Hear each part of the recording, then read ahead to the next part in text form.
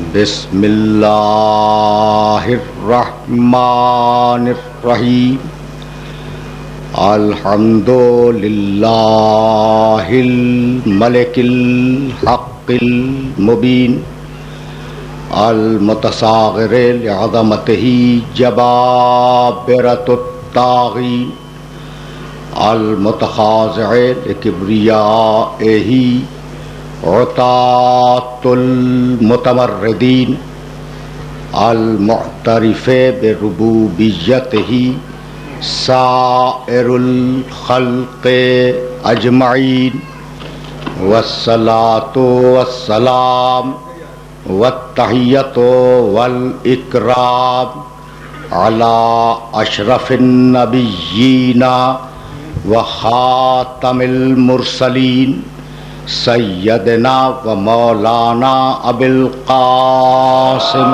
محمد و اہل بیتہ الطیبین الطاہرین المعصومین المظلومین اما بعد فقد قال اللہ سبحانہ وتعالی فی محکم کتابہ المبین بسم اللہ الرحمن الرحیم الذین یتبعون الرسول النبی الامی الذی یجدونہ مکتوبا عندہم فی التوراۃ والانجیل یامرہم بالمعروف وینہاہم عن المنکر وَيُحِلُّ لَهُمُ الطَّيِّبَاتِ وَيُحَرِّمُ عَلَيْهِمُ الْخَبَائِثَ وَيَضَعُ عَنْهُمْ إِصْرَهُمْ وَالْأَغْلَالَ الَّتِي كَانَتْ عَلَيْهِمْ فَالَّذِينَ آمَنُوا بِهِ وَعَزَّرُوهُ وَنَصَرُوهُ وَاتَّبَعُوا النُّورَ الَّذِي أُنزِلَ مَعَهُ أُولَئِكَ هُمُ الْمُفْلِحُونَ صلوات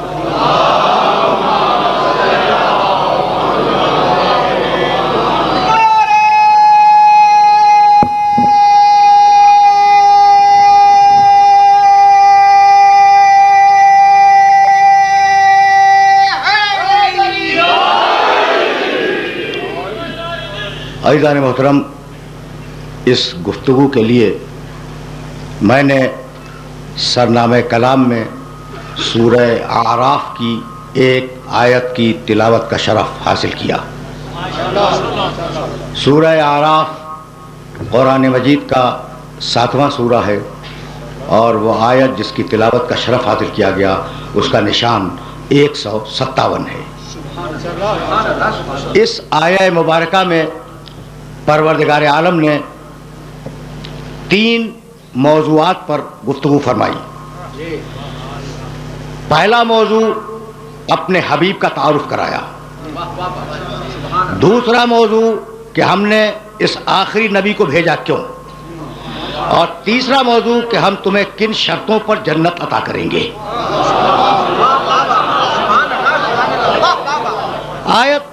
آیت طویل ہے، لیکن میری خواہش یہی ہوگی کہ میرے محترم سننے والے اس آیہ مبارکہ کے ترجمے کی طرف توجہ فرمائیں، بلکہ اس کا جو مغز ہے اس کی طرف توجہ کریں۔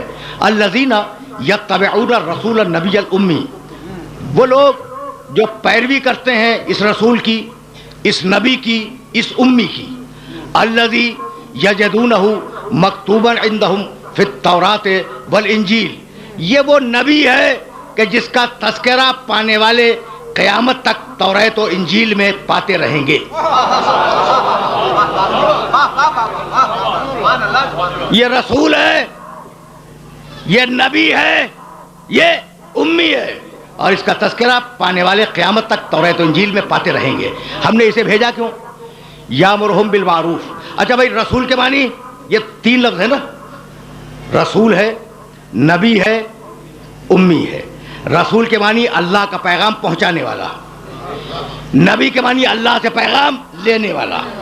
یہ 2 الگ الگ لوگ نہیں ہیں، جب لے رہا ہے تو نبی ہے، جب دے رہا ہے تو رسول ہے۔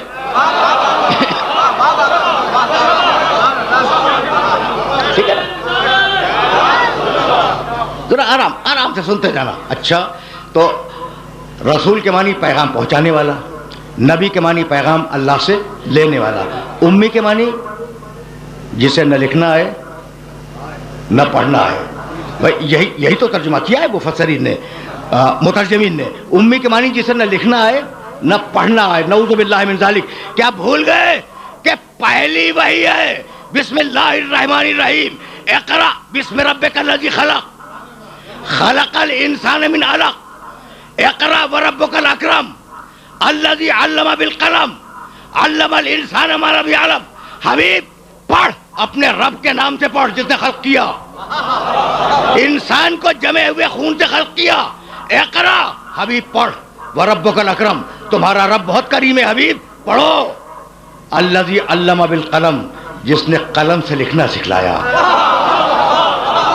علم الانسان ما لم یعلم اور انسان کو سب کچھ سکھلا دیا جو انسان نہیں جانتا تھا. تو پہلی وحی میں پڑھنے کا بھی تذکرہ ہے، لکھنے کا بھی تذکرہ ہے. اور مسلمان کا خیال یہ کہ نہ پڑھنا آتا تھا نہ لکھنا آتا تھا. بھائی بات پہنچ جائیے نا. اچھا تو اب امی کے معنی جو بھی ہو، بھائی توجہ رہے، جاہل کے نہیں ہے. یہ رسول ہے، یہ نبی ہے، یہ امی ہے. ہم نے کیوں بھیجا؟ یامرہم بالمعروف، ترجمہ کر رہا ہوں وہ بھی آیت مبارکہ کا. ہم نے اس لیے بھیجا کہ یہ ساری اچھائیوں کا حکم دے، وَيَنْهَاهُمْ عَنِ الْمُنْكَرِ اور ساری برائیوں سے روکے. بھائی تمہارا نبی کیوں آیا؟ ساری اچھائیوں کا حکم دے اور ساری برائیوں سے روکے. وَيُحِلُّ لَهُمُ الطَّيِّبَاتِ اور ساری پاکیزہ چیزوں کو حلال قرار دے. وَيُحَرِّمُ عَلَيْهِمُ الْخَبَائِثَ اور ساری خبیث چیزوں کو حرام قرار دے.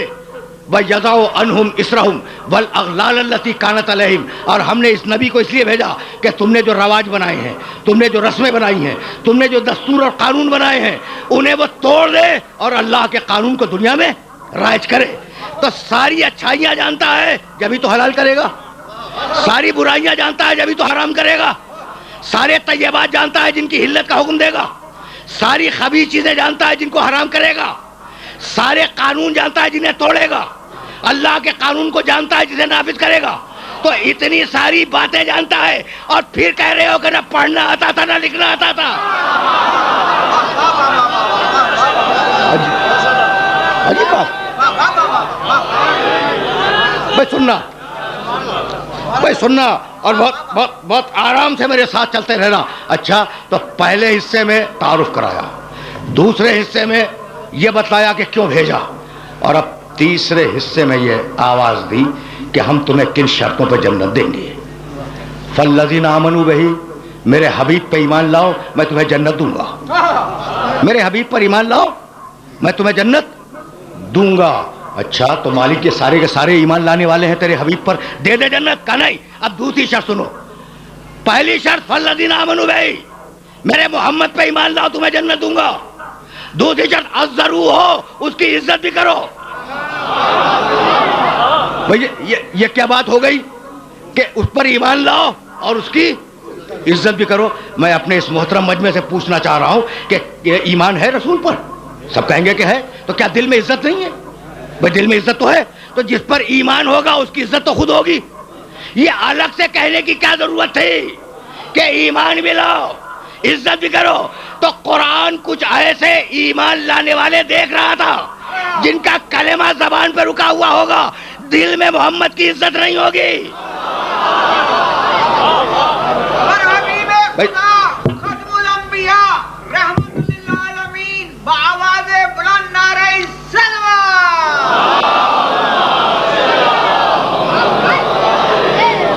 بھائی بہت اطمینان سے میرے ساتھ چلتے رہنا.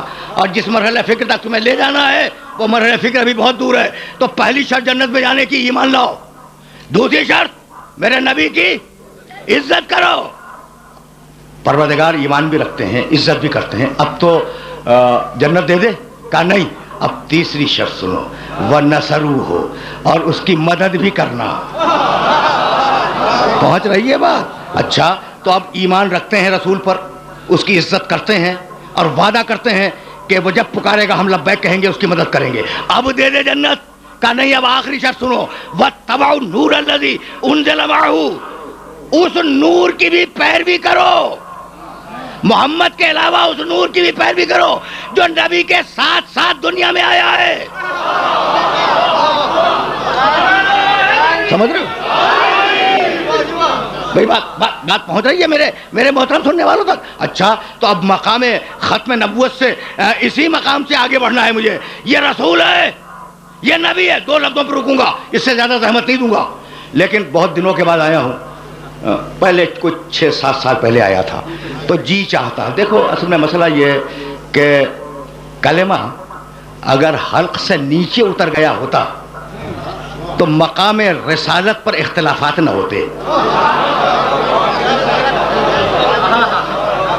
کوئی عجیب بات ہے، کلمہ پڑھتے ہیں لا الہ الا اللہ محمد رسول اللہ، ہم گواہی دیتے ہیں نا، اذان میں تو گواہی ہے، تشہد میں بھی گواہی ہے، لا الہ الا اللہ کوئی معبود نہیں ہے سوائے اللہ کے، محمد رسول اللہ. ترجمہ کروں، محمد اللہ کے رسول تھے لیکن انتقال فرما گئے.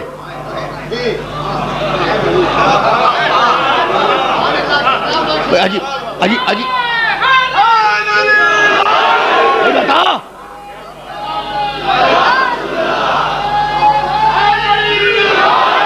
بھائی مجھے بتلاؤ کہ مؤذن جب اذان میں یہ جملہ کہتا ہے اشہد ان محمدن رسول اللہ، تو میں ترجمہ کروں، میں گواہی دیتا ہوں کہ محمد اللہ کے رسول تھے لیکن انتقال فرما گئے.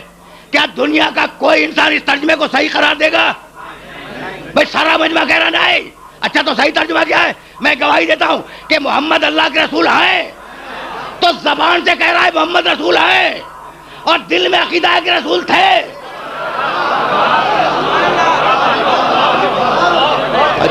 عجیب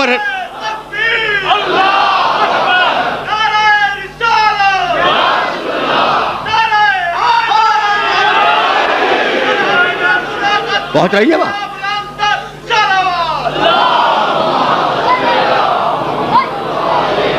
بھائی سنتے جاؤ. اب مجھے معاف کر دینا، میں حیات رسول پہ رکوں گا نہیں.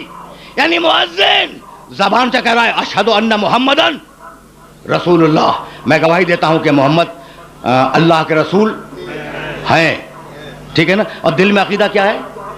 رسول تھے. تو اب مجھے جملہ کہنے کی اجازت ہے کہ بھائی زبان پہ ہے کہ ہیں رسول ہیں، دل میں ہے کہ رسول تھے. جہاں زبان اور دل میں اختلاف ہو جائے اس کا نام اسلام نہیں ہے، منافقت ہے.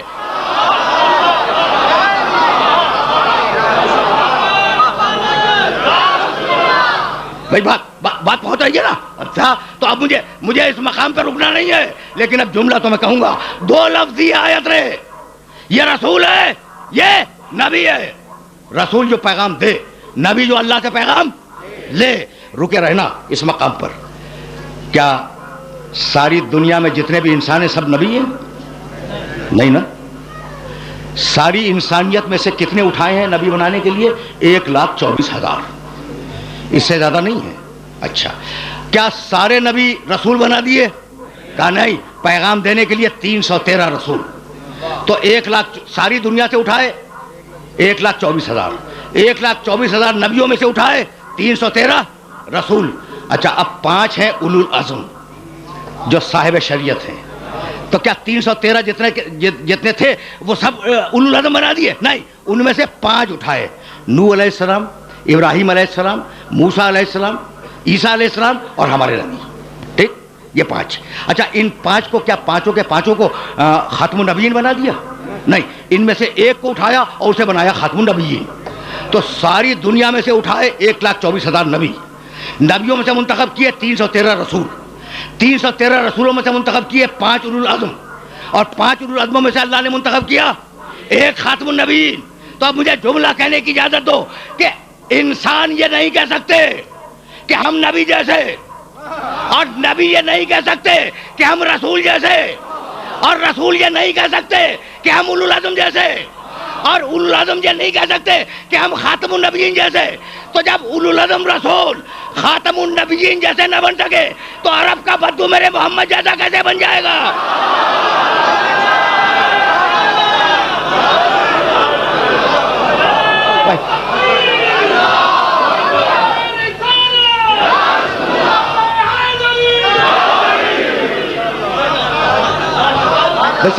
سمجھ رہے ہو؟ اچھا بھائی، اب جب بات آ گئی ہے تو میں ایک جملہ اپنے محترم سننے والوں کی خدمت میں ہدیہ کرتا جاؤں، اور اس جملے سے میں پھر جاؤں گا واپس مقام رسالت کی طرف. کہنے لگے کہ بھائی ہم کیا کریں، قرآن میں تو 2 جگہ لکھا کہ قل انما انا بشر مثلکم یوحی الی. حبیب کہہ دے کہ میں تم جیسا بشر ہوں، فرق یہ ہے کہ مجھ پر وحی آتی ہے، تم پر وحی نہیں آتی. کہنے لگے اتنا سا فرق ہے تو اتنا سا فرق. پڑھا لکھا مجمع میرے سامنے، تو جی چاہتا ہے کہ اپنے محترم سننے والوں کو آج کوئی پیغام ہدیہ کر جاؤں اس آیت کے سلسلے میں، تاکہ یہ جو آیت مبارکہ ہے یہ سننے والوں پر واضح ہو جائے. بڑے آرام سے سننا، بہت دنوں کے بعد آیا ہوں. کہنے لگے کہ بھائی رسول نے تو خود کہا کہ میں تم جیسا بشر ہوں. قل انما انا بشر مثلکم، میں تم جیسا ایک بشر ہوں، فرق یہ کہ یوحی الی، مجھ پر وحی آتی ہے، تم پر وحی نہیں آتی. اچھا تمہیں معلوم ہے کہ کائنات میں جو چیزیں ہیں ان میں پہلی چیز ہے جمادات، پتھر. اگتے نہیں ہیں، جتنا بڑا ہے پتھر اتنا بڑا رہے گا، اگتا نہیں ہے. اچھا اس سے اوپر کیا ہے، اتنا سا بیج تھا، تم نے اسے زمین کھود کے دبا دیا، تھوڑا سا پانی دیا، وہ اتنا سا بیج ایک دن تمہارے سر پر شجر سایہ دار بن گیا، ہے نا. تو پتھر میں اگنے کی صفت نہیں تھی، جسم تھا، ہے نا. اس میں ایک صفت بڑھ گئی، اگنے والی. تو پتھر اور ہے، درخت اور ہے. اچھا اس درخت میں تم نے حرکت ڈال دی، ٹھیک ہے، وہ حیوان بن گیا. تو اب درخت اور ہے، حیوان اور ہے. اس حیوان میں تم نے عقل ڈال دی، انسان بن گیا. بھائی ایک ہی چیز تو ڈالی ہے نا، بھائی توجہ رہے. عقل ڈال دی حیوان میں، انسان بن گیا. اب حیوان اور ہے، انسان اور ہے. کتنا فرق ہے حیوان میں اور انسان میں. اور اس انسان میں وہی ڈال دی، نبی بن گیا. تو اب جتنا فرق حیوان اور انسان میں ہوگا اتنا ہی فرق انسان میں اور نبی میں ہوگا.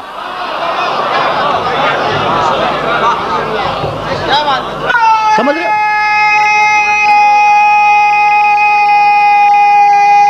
بھائی سنتے جاؤ، سنتے جاؤ، بہت آرام سے سننا، اس لیے کہ منزل فکر معین ہے. اور جب منزل فکر معین ہے تو وہاں تک تو تمہیں لے جاؤں گا میں. کہنے لگے کہ بھائی کھاتا وہ بھی ہے، کھاتے ہم بھی ہیں، پیتا وہ بھی ہے، پیتے ہم بھی ہیں، نیند اسے بھی آتی ہے، نیند ہمیں بھی آتی ہے، جاگتے ہم بھی ہیں، جاگتا نبی بھی ہے. اچھا اسے بھی نسل کو بڑھانے کی خواہش ہے، ہمیں بھی نسل کو بڑھانے کی خواہش ہے. تو ہم اس جیسے تو ہیں اور وہ ہم جیسا تو ہے. بھائی سننا، بڑا پڑھا لکھا مجمع ہے، داہنے بائیں. کیا ہے دلیل؟ کہ کھاتا نبی بھی ہے، کھاتے ہم بھی ہیں، پیتا نبی بھی ہے، پیتے ہم بھی ہیں، سوتا نبی بھی ہے، سوتے ہم بھی ہیں، جاگتا نبی بھی ہے، جاگتے ہم بھی ہیں. تو اب میں ایک جملہ کہنا چاہ رہا ہوں. بھائی کھاتا اونٹ بھی ہے، کھاتے آپ بھی ہیں، پیتا اونٹ بھی ہے. میں نے بھینس کا ذکر نہیں کیا، میں نے عرب کے مقدس جانور کا نام لیا ہے. سوتا اونٹ بھی ہے، سوتے آپ بھی ہیں. تو کبھی آپ نے کہا کہ اونٹ ہم جیسا، ہم اونٹ جیسے؟ یہ سارا نزلہ میرے محمد کی نبوت پہ کیوں گر رہا ہے؟ بھائی پہنچ رہی ہے بات. تو اب جملہ سننا، اور اس جملے کو اپنے ذہن کے اندر محفوظ رکھ لینا کہ میرے نبی نے یہ کہا کہ میں تم جیسا بشر ہوں. یہ نہیں کہا کہ تم بھی مجھ جیسے ہو. پہنچ رہی ہے بات؟ بھائی بات پہنچ رہی ہے. داہنے بائیں سامنے جو لوگ بیٹھے ہوئے ہیں، یعنی میرے نبی نے یہ کہا کہ میں تم جیسا بشر ہوں. یہ نہیں کہا کہ تم بھی مجھ جیسے ہو.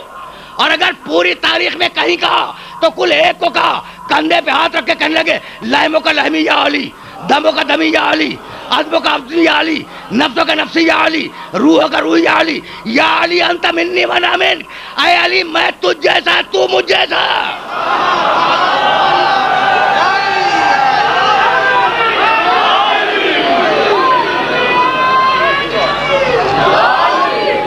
پہنچ رہی ہے بات؟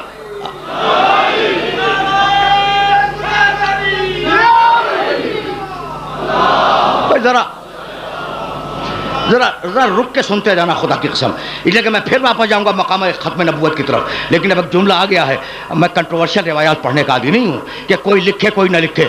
سب نے لکھا ہے کہ علی کے کندھے پہ ہاتھ رکھا اور کہنے لگے یا علی لحم کو لحمی، یا علی تیرا گوشت میرا گوشت، دموں کا دمی یا علی، یا علی تیرا خون میرا خون، عظموں کا عظمی یا علی، یا علی تیری ہڈیاں میری ہڈیاں، تیرا گوشت میرا گوشت، تیرا خون میرا خون، تیری ہڈیاں میری ہڈیاں.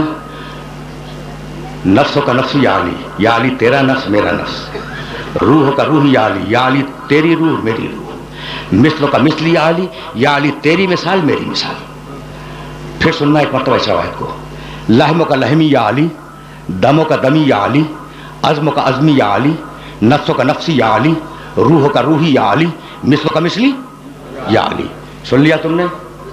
بھائی ایک عجیب و غریب بات اپنے سننے والوں کی خدمت میں کرنا چاہ رہا ہوں، مجھے یہ بتلاؤ کہ رسول نے ایک حدیث میں کتنی مرتبہ یا علی کہا ہے؟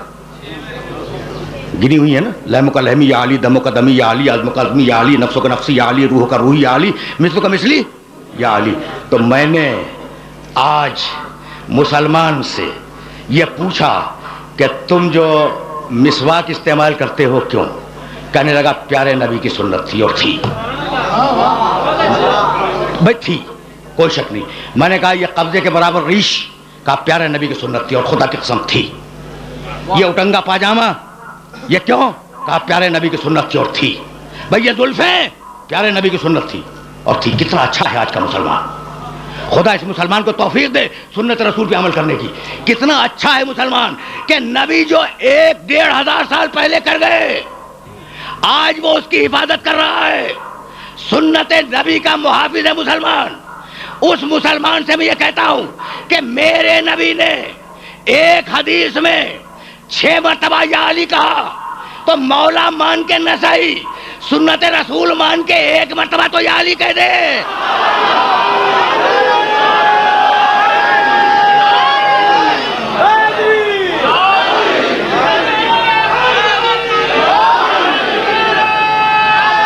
پہنچ رہی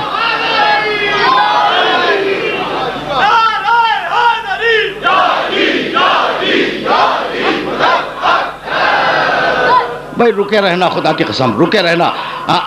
اب میں پھر اس مرحلے تک اپنے سننے والوں کو واپس لے جانا چاہ رہا ہوں کہ بھائی ابراہیم علیہ السلام کی ہمت نہیں ہے۔ ابراہیم علیہ السلام شیخ الانبیاء ہیں، ان کی ہمت نہیں ہے کہ وہ کہہ دیں کہ میں محمد جیسا، نعوذ باللہ، یا محمد رسول اللہ مجھ جیسے۔ نہیں، موسیٰ علیہ السلام کی ہمت نہیں ہے، عیسیٰ علیہ السلام کی ہمت نہیں ہے۔ تم پوچھو کہ میں نے یہ کہاں سے کہہ دیا، تو جاؤ دیکھو سورہ مائدہ، قرآن مجید کا 5واں سورہ، آیت کا نشان 110۔ یہ حوالہ اس لیے دیا ہے کہ جا کے ترجمے کو دیکھنا، قرآن مجید میں 5واں سورہ 110ویں آیت، وَإِسْتَخْلُقُ مِنَ الطِّينِ كَحَيَاةِ الطَّيْرِ بِإِذْنِي فَتَنْفَخُ فِيهَا فَتَكُونَ طَيْرًا بِإِذْنِي وَإِسْتُبْرِئُ الْأَكْمَحَ وَالْأَبْرَصَ بِإِذْنِي وَتُخْرِجُ الْمَوْتَىٰ بِإِذْنِي۔ یہ جو بے اذنی ہے نا، یہ سمجھانا چاہ رہا ہوں بس اپنے نوجوان دوستوں کو۔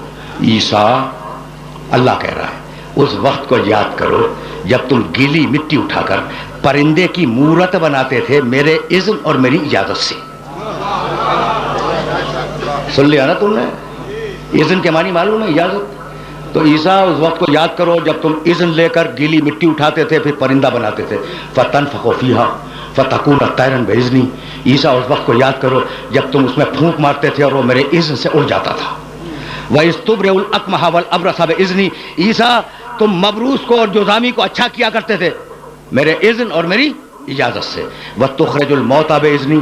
اور عیسیٰ اس وقت کو یاد کرو جب تم مردوں کو زندہ کرتے تھے مگر میرے اذن اور میری اجازت سے۔ تم نے دیکھ لیا صاحب انجیل، صاحب شریعت 4تھے آسمان پہ ہیں، آج تک زندہ ہیں، ان کی حیثیت اللہ کی نگاہ میں کیا ہے؟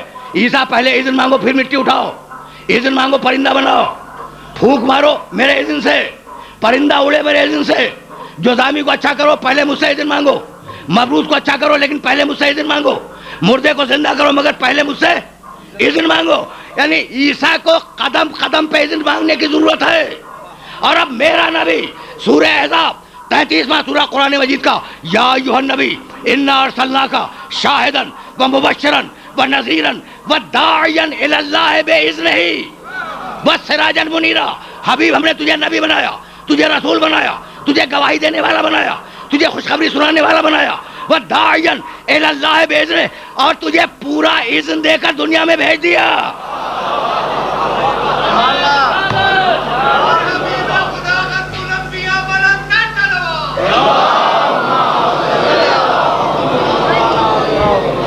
وداعیا الی اللہ باذنہ، حبیب تجھے اپنا پورا اذن دے کر اس دنیا میں بھیج دیا۔ اب تجھے بار بار اذن مانگنے کی ضرورت نہیں ہے. سورج پلٹا لے تیری مرضی, چاند کو توڑ دے تیری مرضی, ستارے کو اتار لے تیری مرضی, درخت سے سلام کروا لے تیری مرضی, سنگریزوں سے تسبیح پڑھوا لے تیری مرضی, کسی کو باہر کر دے تیری مرضی, کسی کو اندر بلا لے تیری مرضی.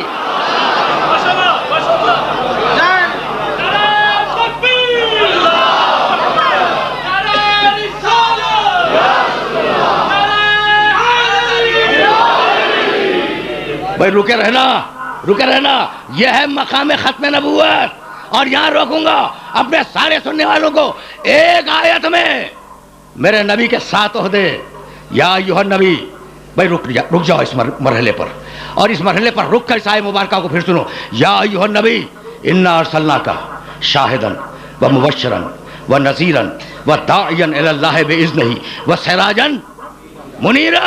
حبیب, تجھے نبی بنایا, تجھے رسول بنایا, تجھے گواہی دینے والا بنایا, تجھے خوشخبری سنانے والا بنایا, تجھے ڈرانے والا بنایا, تجھے اپنا پورا اذن دے کر دعوت دینے والا بنایا. وسراجا منیرا, اور تجھے سراج منیر بنایا.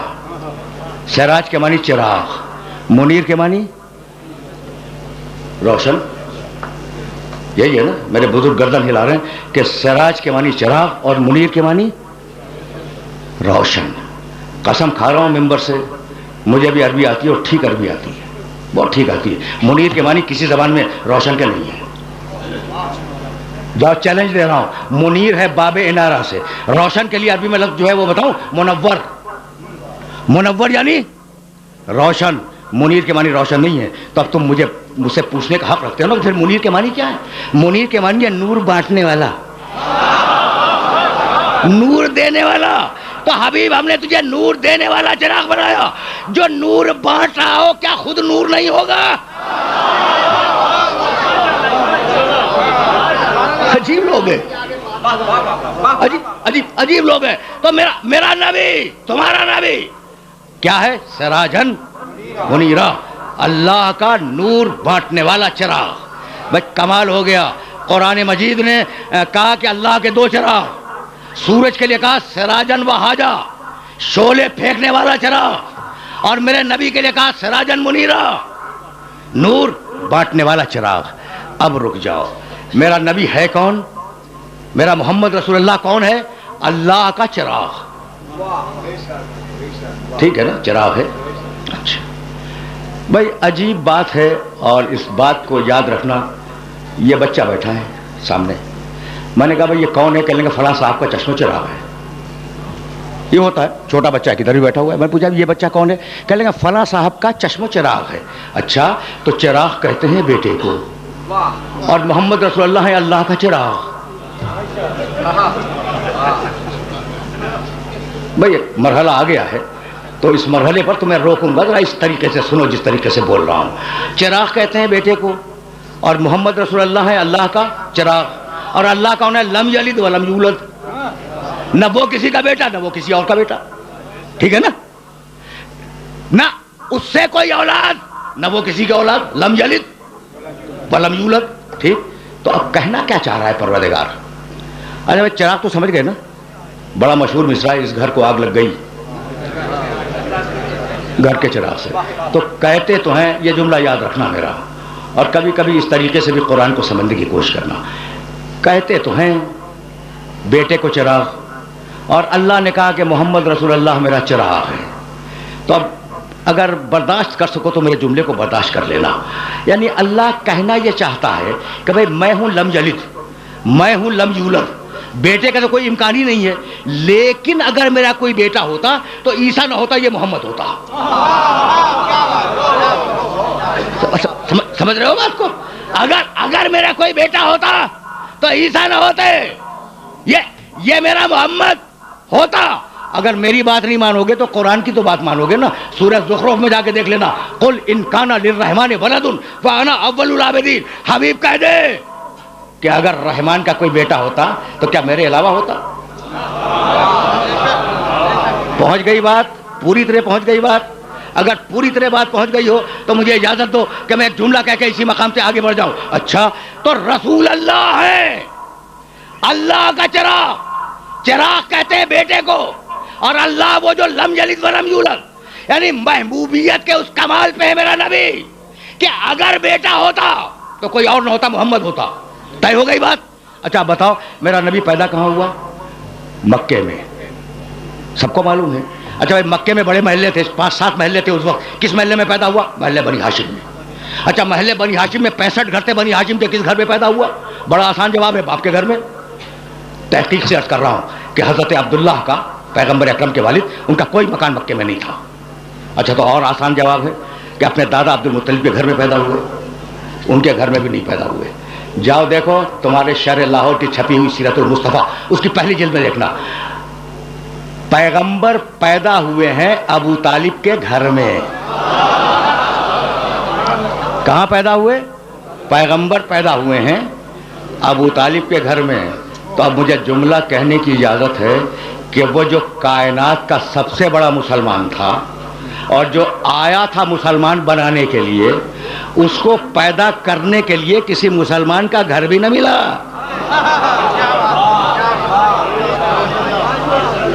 پہنچائیے نا بات. تو رسول کہاں پیدا ہوئے؟ ابو طالب کے گھر میں.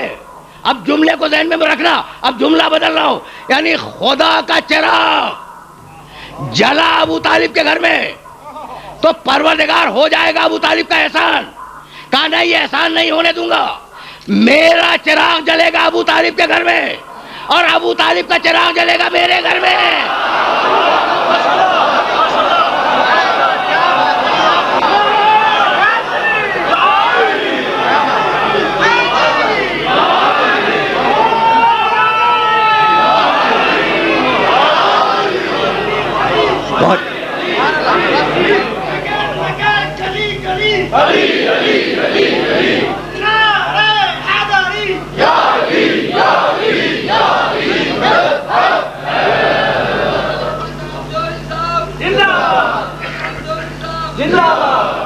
بھائی سنتے جاؤ، اس لیے کہ سلسلہ فکر معین ہے اور بہت زیادہ دامن وقت میں گنجائش نہیں ہے، اور مجھے ظاہر ہے کہ سمیٹ لینا ہے ان مباحث کو، تو مجال نہیں ہے عیسیٰ علیہ السلام کی کہ میرے نبی کے سامنے کھڑے ہو سکے.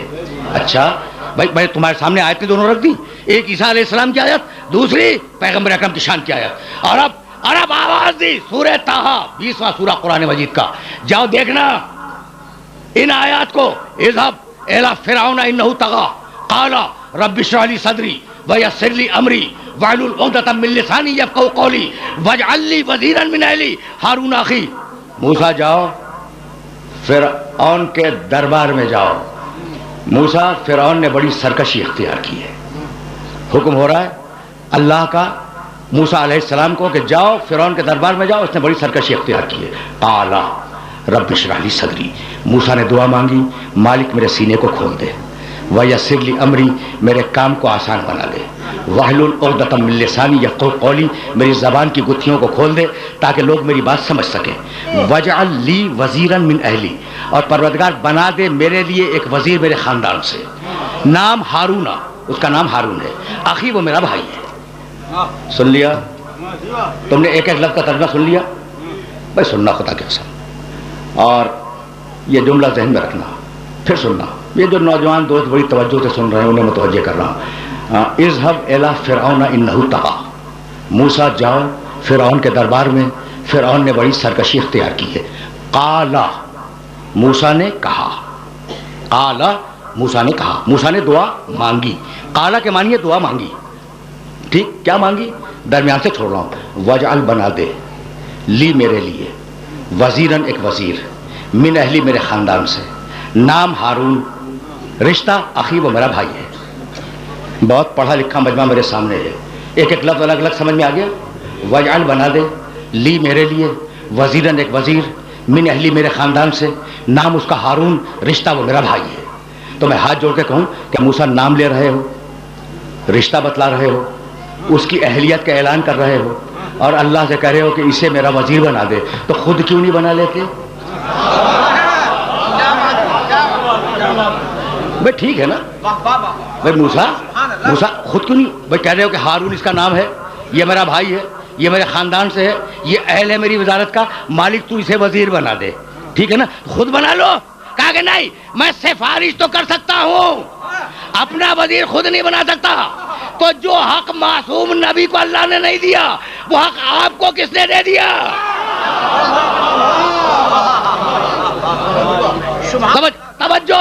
توجہ رہے یہ دعا موسیٰ علیہ السلام کی ذہن میں رکھو گے. قال موسیٰ نے دعا مانگی, ٹھیک, وجعل بنا دے لی میرے لیے وزیرن ایک وزیر من اہلی میرے خاندان سے, نام ہارون, اخی وہ میرا بھائی ہے. اور اب میرے نبی کی دعا سورہ بنی اسرائیل, قل رب ادخلنی مدخل صدق واخرجنی مخرج صدق واجعل لی من لدنک سلطانا نصیرا. حبیب دعا مانگ, قل دعا مانگ کہ مالک مجھے سچائی کے ساتھ مکے سے باہر نکال دے, سچائی کے ساتھ مدینے میں داخل کر دے. وجعل لی من لدنک سلطانا نصیرا, اور بنا دے, وجعل بنا دے لی میرے لیے من لدنک اپنے پاس سے سلطانا طاقتور, نصیرا مدد کرنے والا. مالک اپنے پاس سے مدد کرنے والا دے دے. تو اب جملے کو اگر برداشت کر سکو تو سننا, میرے نبی نے دعا کیا مانگی کہ مالک ایک مددگار دے دے. یعنی اللہ نے میرے نبی کو حکم دیا, یہ حکم خدا سے دعا ہے. نبی نے مدد نہیں مانگی, مددگار مانگا. اگر غیر اللہ سے مدد مانگنا بدعت ہوتا تو نبی کبھی مددگار نہ مانگتا, مدد مانگتا.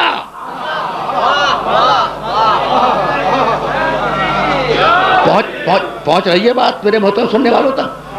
اگر پہنچ رہی ہے تو مجھے اسی مقام سے آگے بڑھ جانے دو. وہ دعا یاد ہے موسیٰ کی, قالا, موسیٰ نے دعا مانگی. یہاں کیا ہے؟ قل, حبیب دعا مانگ.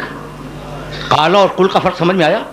موسیٰ نے دعا مانگی اپنی مرضی سے, اور یہاں پیغمبر اکرم کو حکم ہے حبیب دعا مانگ. تو اب میں پوچھتا ہوں کہ مالک تو ضرورت جانتا ہے اپنے نبی کی, تو اصرار کیوں ہے کہ دعا مانگے تو دے گا؟ دے دے. کہا نہیں, یہ دعا مانگے گا تو دوں گا, اور میں اسے حکم دے رہا ہوں کہ دعا مانگ. تو بتلانا یہ تھا کہ یہ اتنا امانت دار نبی ہے کہ اپنی مرضی سے دعا تک نہیں مانگتا. تو جو اپنی مرضی سے دعا تک نہ مانگے, کیا دین کو تمہاری مرضی پہ چھوڑ کے چلا جائے گا؟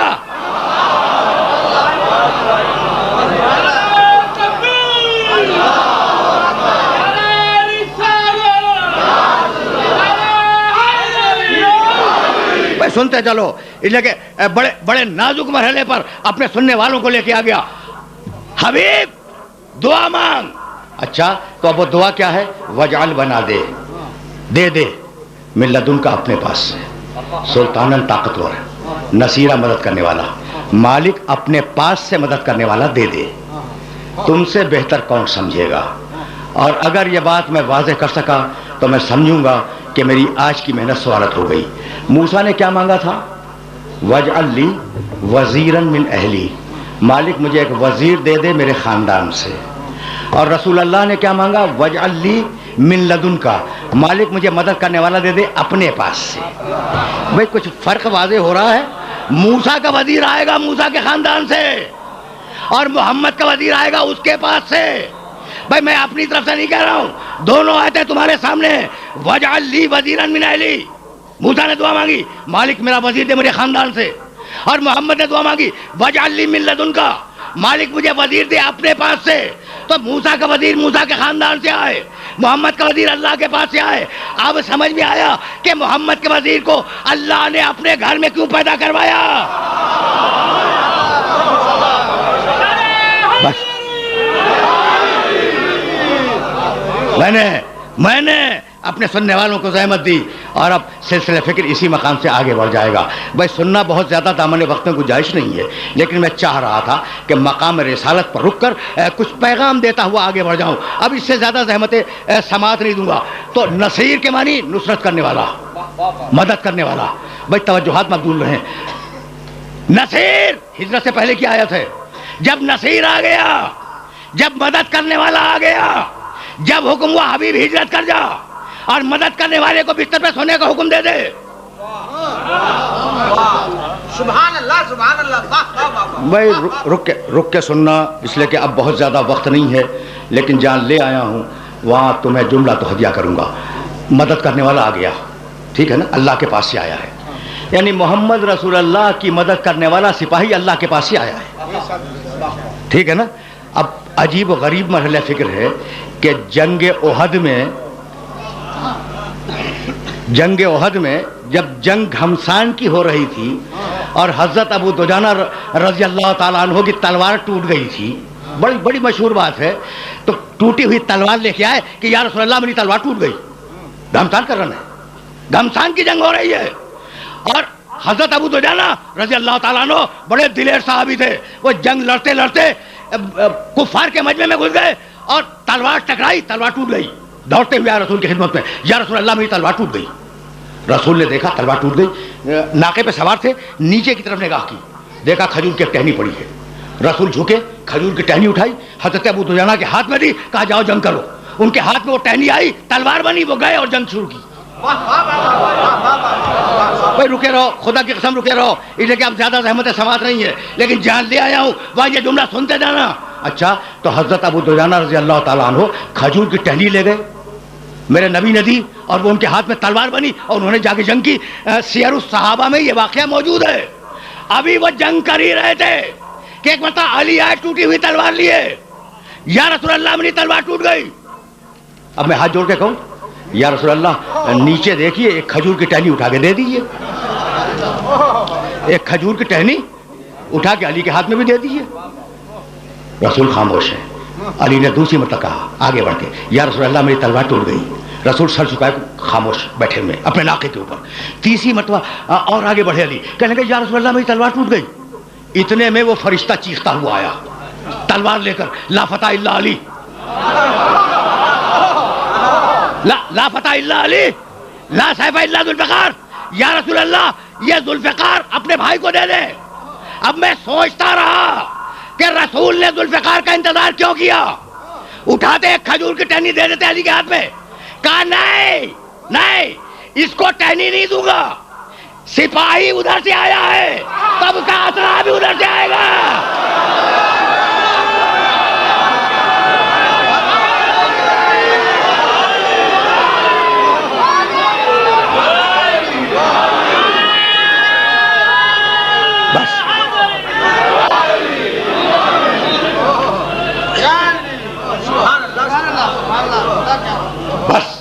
بس میرے عزیزو، میرے دوستو، اس مرحلے پر بہت زیادہ زحمت سماعت نہیں ہے، لیکن تمہاری سمجھ میں آ گیا وہ عیسیٰ علیہ السلام کا مرتبہ، یہ میرے نبی کا مرتبہ، وہ موسیٰ علیہ السلام کا مرتبہ، یہ میرے نبی کا مرتبہ. مجال نہیں ہے کہنے دو مجھے یہ جملہ، ہمت نہیں ہے کسی نبی کی کہ میرے نبی کی صف میں آ کے کھڑا ہو جائے. سورہ نحل 16واں سورہ قرآن مجید کا، آیت کا نشان 89 89. جاؤ دیکھو، یہ حوالے اس لیے دے رہا ہوں کہ کچھ ہوم ورک خود بھی کر لیا کرو.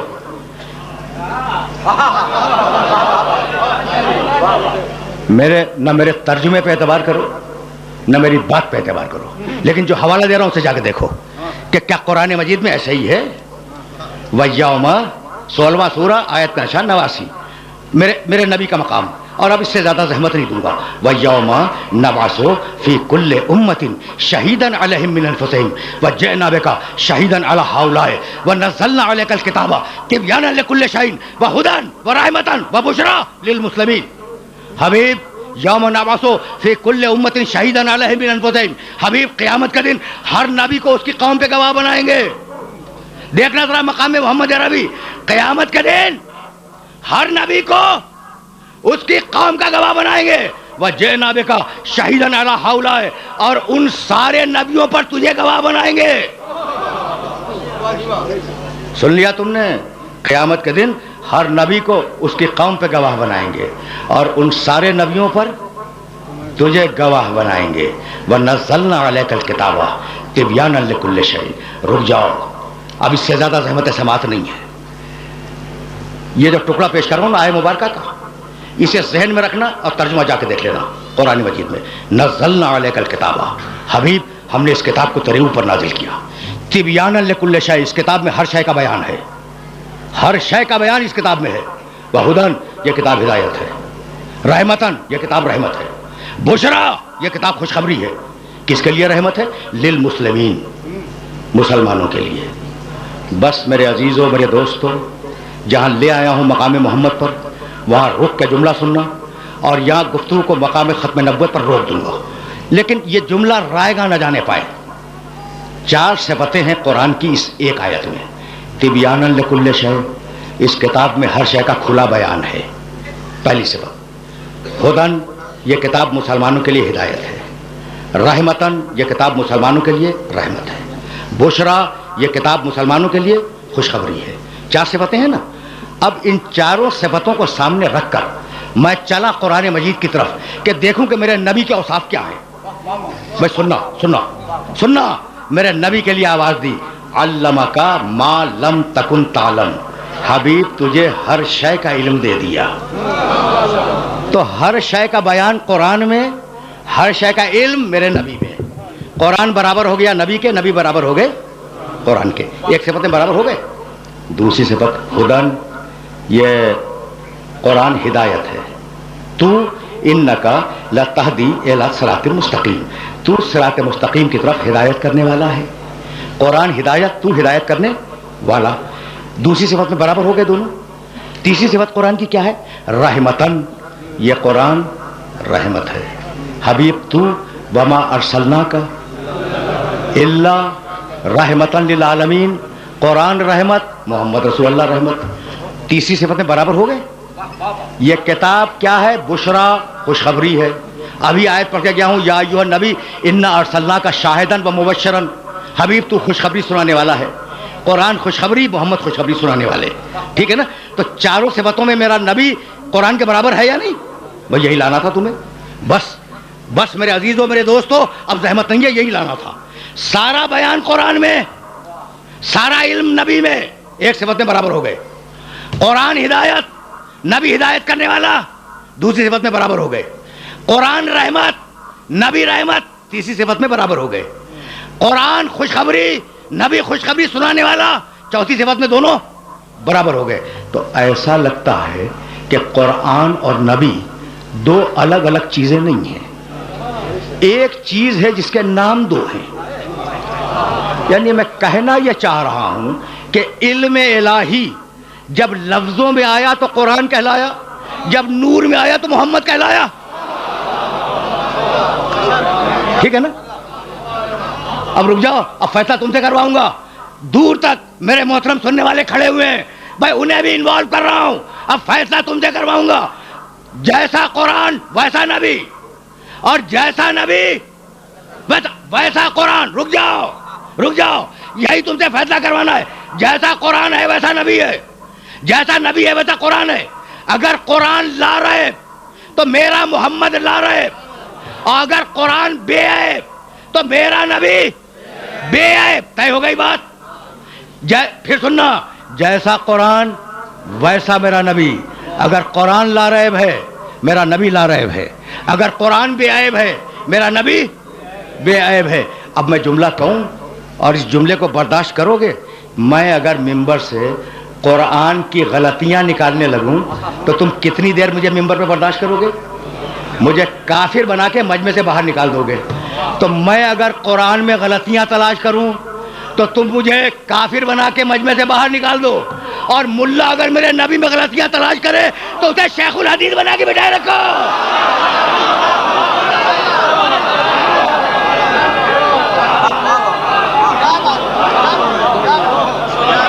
سمجھ رہے ہو؟ عجیب ہے. میں نے واقعہ زحمت دی بھائی. عجیب ہے، قرآن کا مزاج کچھ اور کہہ رہا ہے، ملا کے جملے کچھ اور ہیں. اور اب میں کیسے اپنے سننے والوں کی خدمت کروں کہ ملا نے یہ علامہ اقبال کا بڑا مشہور مصرع ہے، دین ملا فی صبری اللہ فساد. علماء کی طرف اشارہ نہیں ہے، میں تو ملا کو کہہ رہا ہوں کہ میرے نبی کی سیرت دیکھو اور ملا کا طریقہ دیکھو. میرا نبی آیا تھا کافروں کو مسلمان بنانے کے لیے، اور ملا مسلمانوں کو کافر بنا رہا ہے. عجیب.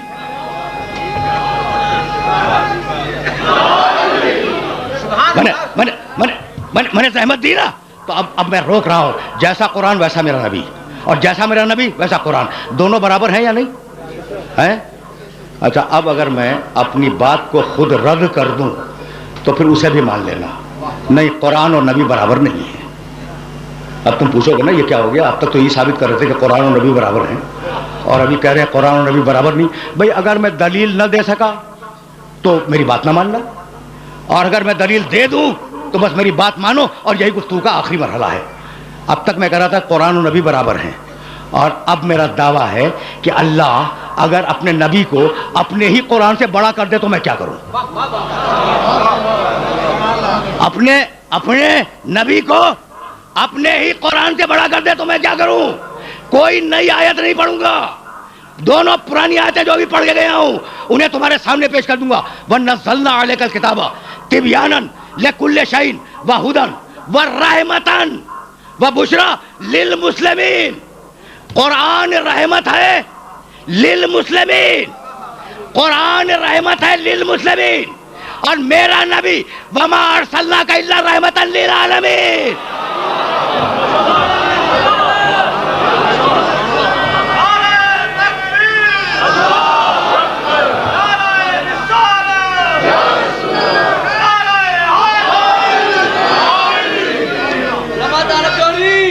بس بس بس میرے دوستو، میرے عزیزو، گفتگو کو اس مقام پر روک رہا ہوں. قرآن رحمتاً للمسلمین، میرا نبی رحمتاً للعالمین. اب مجھے بالکل نہیں معلوم کہ عالمین کے معنی کیا ہے، مجھے کچھ نہیں معلوم، لیکن اتنا جانتا ہوں کہ عالمین پاکستان کا نام نہیں ہے. مجھے کچھ نہیں معلوم بھائی کہاں تک اللہ کی کائنات ہے، مجھے نہیں معلوم، تو عالمین کے معنی مجھے نہیں معلوم، لیکن اتنا جانتا ہوں کہ میرا نبی ہے رسول رحمت للعالمین. اب میں عالمین کو کہاں تلاش کروں؟ تو مل گیا قرآن میں. بسم اللہ الرحمن الرحیم الحمدللہ رب العالمین. اب جہاں جہاں تک خدا کی خدائی جائے وہاں تک میرے محمد کی نبوت ساتھ میں جائے.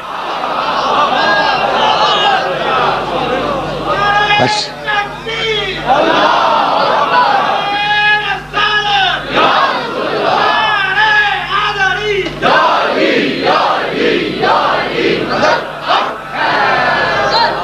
تو یاد رکھو گے نا کہ میرا نبی بڑا ہے قرآن مجید سے. تو اب جو اجزاء ہوں گے میرے نبی کے، ان کے متعلق تمہارا فتویٰ کیا ہے؟ بھائی مجھے جملہ کہنے کی اجازت دو کہ اگر نبی قرآن سے بڑا ہے تو جو بھی نور محمد کا جز ہے وہ قرآن سے بڑا ہے. کیا بات ہے، کیا بات ہے. بھائی یہی سبب ہے، جملہ سننا، یہی سبب ہے کہ 6,500 آیتیں قرآن میں ہیں، 6,666 آیتیں قرآن میں ہیں، اور آئی ہیں میرے نبی پر جبریل کے وسیلے سے. جب بھی کوئی آیت آئی کیا میرا نبی کھڑا ہوا؟ ایک مرتبہ بھی نہیں کھڑا ہوا، ایک مرتبہ بھی نہیں کھڑا ہوا. میرا نبی قرآن کے لیے کھڑا نہیں ہوا، لیکن جب سجدہ آئی ہے میرا نبی اٹھ کے کھڑا ہوا ہے. بس بس میرے عزیزو،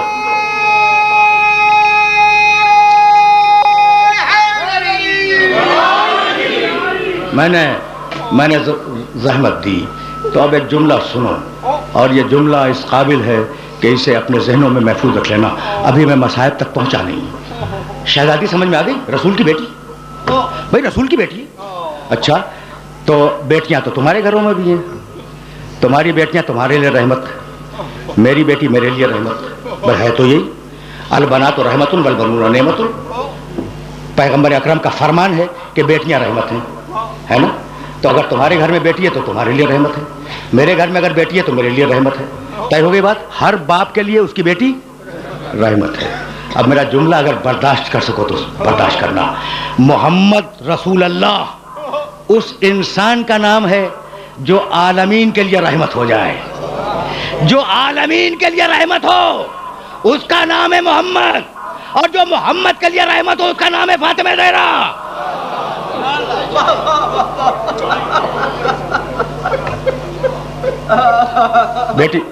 بیٹی سمجھ میں آ گئی؟ دیکھو باتوں میں 55 دقیقے ہو گئے، اور 5 دقیقوں سے زیادہ تمہیں زحمت دینا نہیں چاہ رہا ہوں. گفتگو اپنے آخری مرحلوں سے قریب ہو گئی ہے، اور میں چاہوں گا کہ 2-4 جملے اس مرحلے پر سنتے جاؤ، کسی کام آ جائیں گے. میں نے یہ جو 55 دقیقے اپنے نبی کا تذکرہ کیا تو کیا بھول گئے قل ان کنتم تحبون اللہ فاتبعونی یحببکم اللہ، اگر اللہ سے محبت ہے تو محمد رسول اللہ کی پیروی کرو، اللہ تم سے محبت کرے گا۔ وَلَكُمْ فِي رَسُولِ اللَّهِ أُسْوَةٌ حَسَنَةٌ، دیکھو یہ جو ہمارا رسول ہے یہ تمہارے لیے نمونہ عمل ہے، یہ جیسی نماز پڑھے ویسی نماز پڑھو، یہ جیسا روزہ رکھے ویسا روزہ رکھو، یہ جیسا حج کرے ویسا حج کرو، ٹھیک ہے نا؟ یعنی رسول جو کر دے وہ حجت ہے، ٹھیک؟ بہت سی نمازیں ایسی ہیں جو کچھ زور سے ہیں کچھ آہستہ ہیں، ٹھیک ہے نا؟ اچھا، مرد کے لیے حج میں احرام ہے، عورت کے لیے احرام نہیں ہے، مرد کے لیے سونا پہننا حرام ہے، عورت کے لیے مستحب ہے، زیور کی صورت میں مستحب ہے۔ تو کتنے فرق ہیں عورت اور مرد کے احکام میں؟ اور قرآن کہتا ہے کہ محمد رسول اللہ کی پیروی کرو، تو سارے مرد تو پیروی کر لیں گے، کیا عورتوں کے لیے دین ناقص ہے؟ تو جس طریقے سے محمد رسول اللہ مردوں کے لیے نمونہ عمل ہے، اسی طریقے سے میرے رسول کی بیٹی عورتوں کے لیے نمونہ عمل ہے۔ سمجھ رہے ہو بات کو؟ جس طریقے سے میرا نبی مردوں کے لیے نمونہ عمل ہے، اسی طریقے سے میرے نبی کی بیٹی عورتوں کے لیے نمونہ عمل ہے۔ تو اب مجھے کہنے کی اجازت دینا کہ رسول ہی کے زمانے میں رسالت کا ایک رخ سیدہ انجام دے رہی ہے، ہدایت کا ایک رخ سیدہ انجام دے رہی ہے۔ رسول مردوں کو اپنا اسوہ بتلا رہے ہیں، اپنا عمل بتلا رہے ہیں، سیدہ رسول کے نیابت میں عورتوں کو اپنا نمونہ عمل بتلا رہی ہے۔ تو یہ جو رسول بیٹی کو دیکھ کر کھڑے ہو جاتے تھے تو یہ کوئی باپ کی محبت نہیں تھی، بلکہ ایک ہادی دوسرے ہادی کا احترام کرتا تھا۔ تقریر اس مرحلے پر اختتام پذیر ہوئی، اور اب اس سے زیادہ زحمت نہیں دوں گا، لیکن جہاں لے آیا ہوں وہاں تم سے ایک سوال ضرور کروں گا۔ یہ کون ہے جو نیابت رسول میں عورتوں کے لیے فریضہ ہدایت کو انجام دیتی ہے؟ یہ بیٹی کون ہے جو رسول کے لیے رحمت ہے؟ بھائی یہی تو صورتحال ہے نا۔ اچھا، یہ ہے کون؟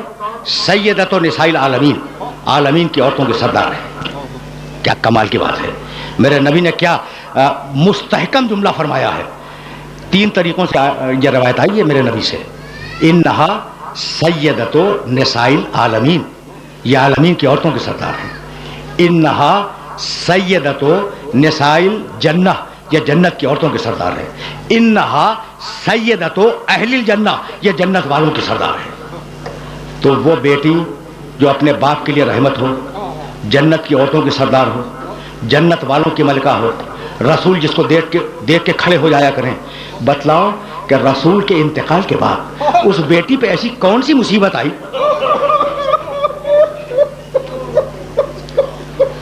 اجرکم اللہ۔ دیکھو، میں نے تو ایک سوال کیا تھا اور تمہاری آوازیں بلند ہو گئیں۔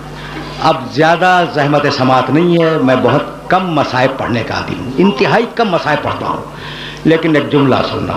بھائی وہ کیا ایسی مصیبت آئی کہ بیوی نے اپنے بال بکھیرے، سیاہ چادر اوڑھی، قبر مطہر رسول پہ آئی، دونوں ہاتھ رسول کی قبر مطہر کے سرہانے رکھے اور کہا السلام علیک یا ابتا، بابا آپ پر میرا سلام ہو، اور یہ کہہ کے وہ شعر پڑھا، صبت علیہ مصائب لو انہا،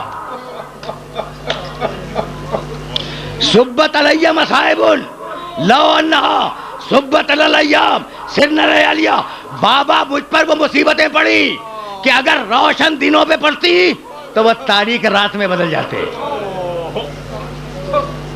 اجرکم اللہ۔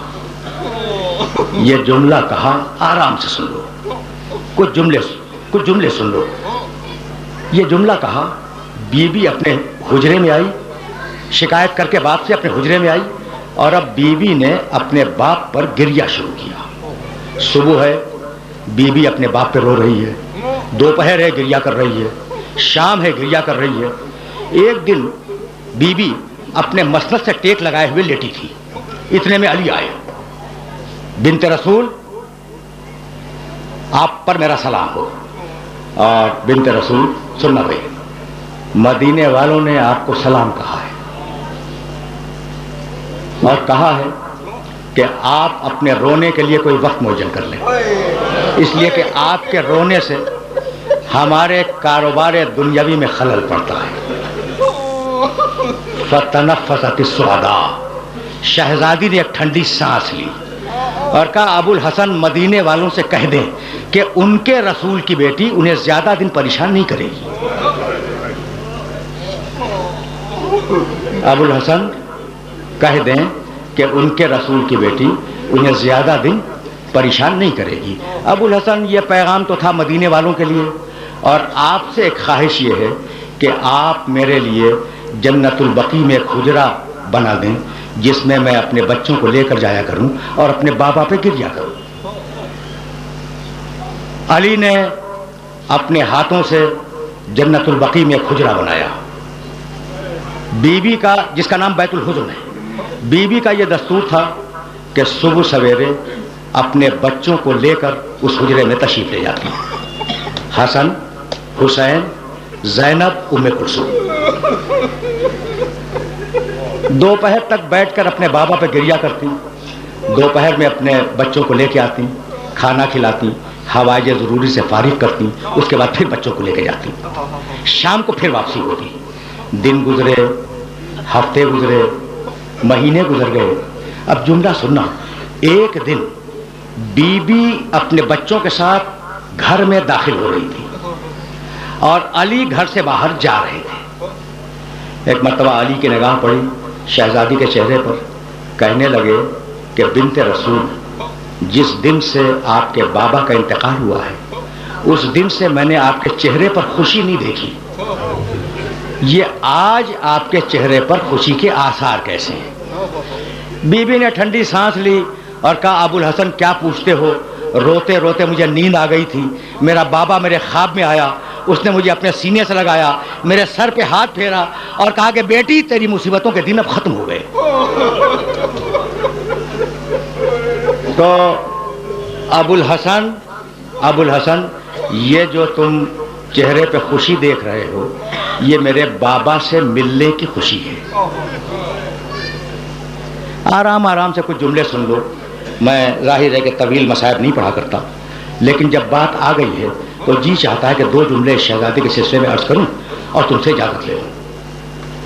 یہ کہہ کر بی بی حجرے میں داخل ہوئی اور یہ کہتی ہوئی داخل ہوئی کہ ابو الحسن میری خواہش یہ ہے کہ آج آپ میرے پاس بیٹھ جائیں تاکہ میں وصیتیں کر سکوں۔ علی باہر جا رہے تھے، پلٹ آئے، حجرے میں آئے، کہا ابو الحسن دونوں بچیوں کو کنیز کے حوالے کرتے ہیں تاکہ بچیاں کنیز کے ساتھ چلی جائیں، مجھے آپ سے وصیتیں کرنی ہیں، اور دونوں بیٹوں سے کہیں کہ جائیں نانا کی قبر مطہر کی زیارت کے لیے۔ بچیاں گئیں کنیز کے پاس، حسن و حسین گئے نانا کی قبر کی زیارت کے لیے۔ شہزادی نے کہا ابو الحسن دروازے کو بند کر دیں۔ علی نے دروازہ بند کیا، آ کر شہزادی کے پاس بیٹھ گئے، کہا بنت رسول اپنی وصیتیں بیان کریں۔ کہا ابو الحسن میری پہلی وصیت تو یہ ہے کہ اگر میری خدمت میں کوئی تقصیر ہو گئی ہو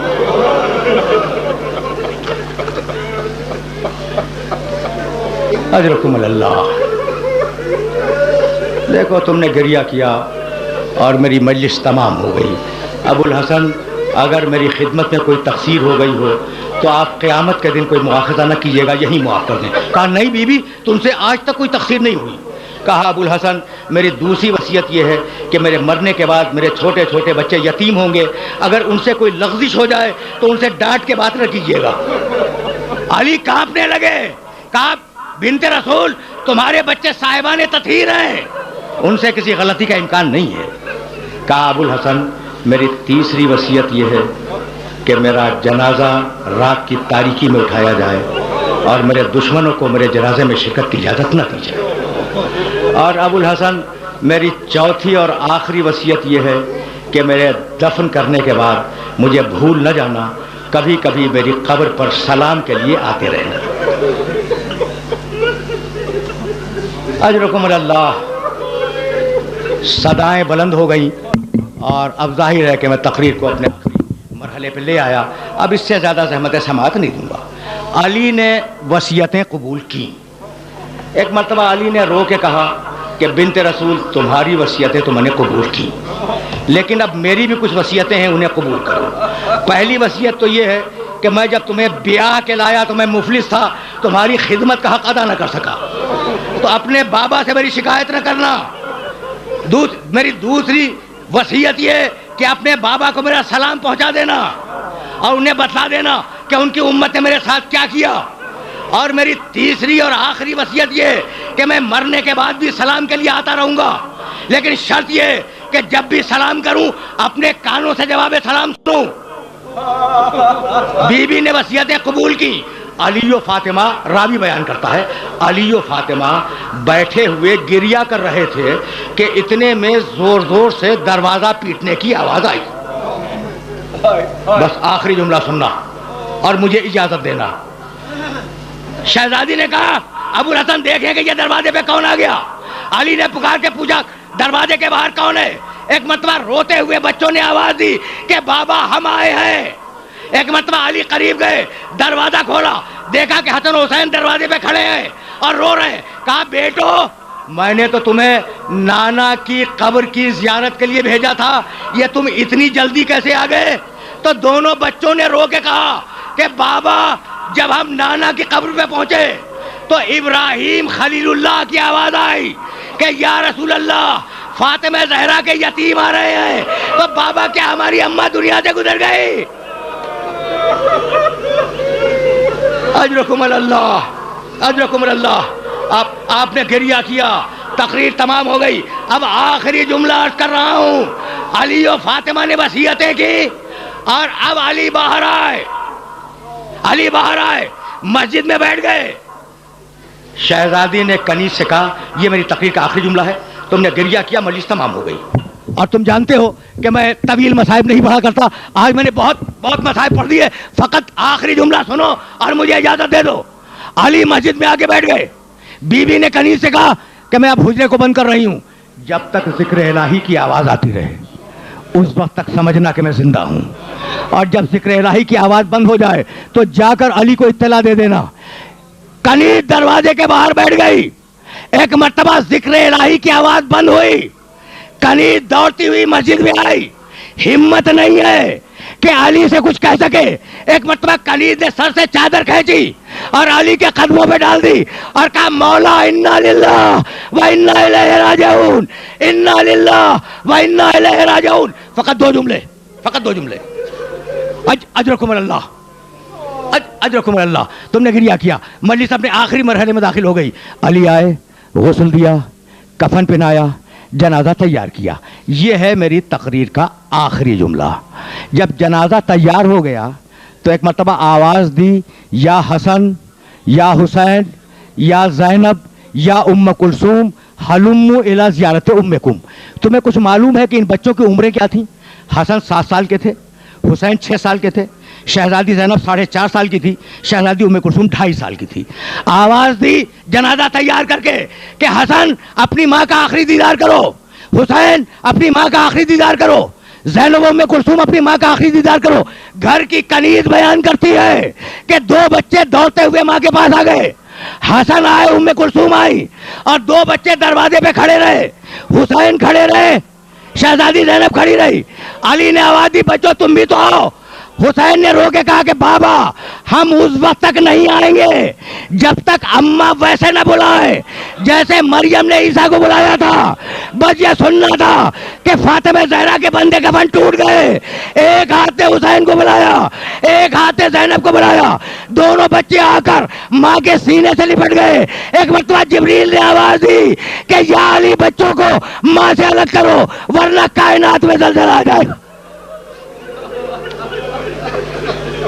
وَسَيَعْلَمُ الَّذِينَ ظَلَمُوا أَيَّ مُنْقَلَبٍ يَنْقَلِبُونَ رَبَّنَا تَقَبَّلْ مِنَّا إِنَّكَ أَنْتَ السَّمِيعُ الْعَلِيمُ.